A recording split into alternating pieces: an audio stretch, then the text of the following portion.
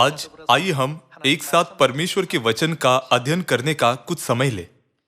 स्वर्ग के राज्य की ओर हमारी अगुवाई करने की प्रक्रिया में परमेश्वर हमें असंख्य शिक्षा देते हैं। मनुष्य को परमेश्वर के वचन को अपने खुद के विवेक या सामान्य ज्ञान से यह सोचते हुए मूल्यांकन नहीं करना चाहिए, क्या सच में यह इस प्रकार कार्य करेगा या क्या यह उस प्रकार से कार्य करेगा। परमेश्वर के वचन के लिए हम यह नहीं कह सकते कि हम उसका पालन करेंगे या उसका पालन नहीं करेंगे, या हम उसे पसंद करते हैं या उसे नापसंद करते हैं। चूंकि परमेश्वर का वचन संपूर्ण है, तो क्या हमें संपूर्ण आज्ञाकारिता में उसका पालन नहीं करना चाहिए? हमें यह कभी नहीं सोचना चाहिए मुझे लगता है कि यह सही है या मुझे लगता है कि वह सही है। परमेश्वर ने हमें अपने वचनों के द्वारा जानने दिया है कि जब हम आज्ञाकारी बने और सब चीजों का पालन आमीन कहते हुए करें, तब परमेश्वर की संतान संपूर्ण बन जाएगी। उन्होंने स्वर्ग में आत्मिक जीवों के सामने और इस पृथ्वी पर लोगों के सामने हमारे नाम की प्रशंसा करने का वादा किया। इसलिए हम स्वर्ग में राजकीय पदधारी याजक होंगे। कुछ लोग होंगे जो 5 नगरों पर शासन करेंगे, जबकि कुछ 10 नगरों पर शासन करेंगे। कुछ लोग होंगे जो 10 राज्यों पर शासन करेंगे, या यहां तक कि कुछ 50 राज्यों पर भी शासन करेंगे। परमेश्वर ने पहले ही से अपने दृष्टांत के द्वारा इस अद्भुत आशीष और महिमा की प्रतिज्ञा की। परमेश्वर हमें बार बार अपने वचनों के बारे में चेतावनी देते हैं। पुराने नियम में उन्होंने कहा, परमेश्वर के वचनों में से न तो कुछ बढ़ाना या न कुछ घटाना। नए नियम में प्रकाशित वाक्य 22 में भी दर्ज किया गया है, इस भविष्यवाणी की पुस्तक की बातों में कुछ न बढ़ाना या इन बातों में से कुछ न निकालना। अब से हमें संपूर्ण आज्ञाकारिता की मानसिकता के साथ दृढ़ता पूर्वक पिता और माता की इच्छा का पालन करते हुए सारे राज्यों में सामरिया से लेकर पृथ्वी की छोर तक सुसमाचार का प्रचार करना चाहिए। बहुत समय पहले एक कप्तान हुआ करता था। एक दिन उसके उच्च अधिकारी ने उसे संपर्क किया। उसके उच्च अधिकारी ने उसे आज्ञा दी कि वह एक जहाज को बचाने के लिए जाए जिसने संकट के समय संकेत देकर मदद की मांग की थी। उस दिन एक भयंकर तूफान आया जिससे लहरें अशांत और भयंकर हो गई।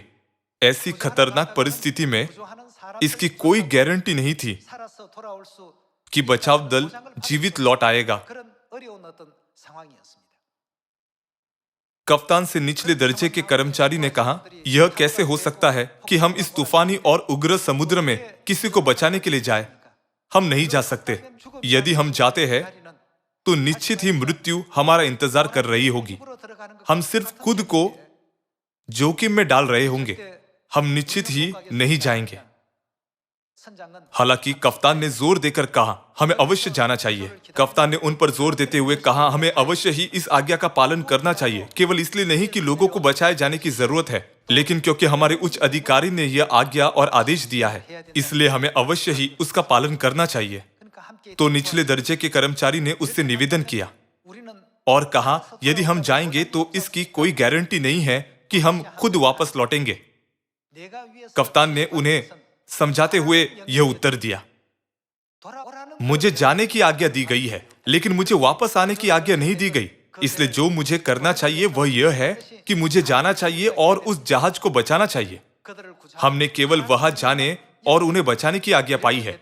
ऐसी एक कहानी थी। ऐसा ही विषय बाइबल में लिखा है। आइए हम मत्ती अध्याय 28 में एक नजर डालें।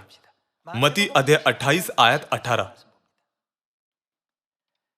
यीशु ने उनके पास आकर कहा, स्वर्ग और पृथ्वी का सारा अधिकार मुझे दिया गया है, इसलिए तुम जाओ, सब जातियों के लोगों को चेला बनाओ और उन्हें पिता और पुत्र और पवित्र आत्मा के नाम से बपतिस्मा दो और उन्हें सब बातें जो मैंने तुम्हें आज्ञा दी है मानना सिखाओ।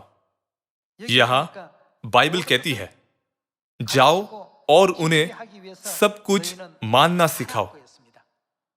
बपतिस्मा के द्वारा उन्हें चेले बनाओ और जो मैंने तुम्हें आज्ञा दी है उन्हें सब कुछ सिखाओ। जो कुछ मैंने तुम्हें सिखाया है उसका पालन करने को उनका नेतृत्व करो।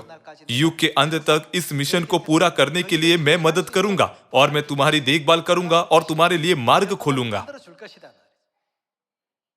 यह सब आज्ञाओं में सबसे बड़ी आज्ञा है जिसे परमेश्वर ने हमें दिया है। आइए हम हमें दी गई क्षमताओं के साथ इस पवित्र मिशन को पूरा करने के लिए हर संभव प्रयास करें। कप्तान की कहानी के उदाहरण का अनुसरण करते हुए, जिसने कहा, मुझे जाने की आज्ञा दी गई है लेकिन वापस आने की आज्ञा नहीं दी गई। हमें परमेश्वर के वचन का बिना संकोच के पालन करना चाहिए, जो कहते हैं, जाओ और चेले बनाओ, उन्हें पिता और पुत्र और पवित्र आत्मा के नाम से बपतिस्मा दो और उन्हें सब बातें जो मैंने तुम्हें आज्ञा दी है मानना सिखाओ।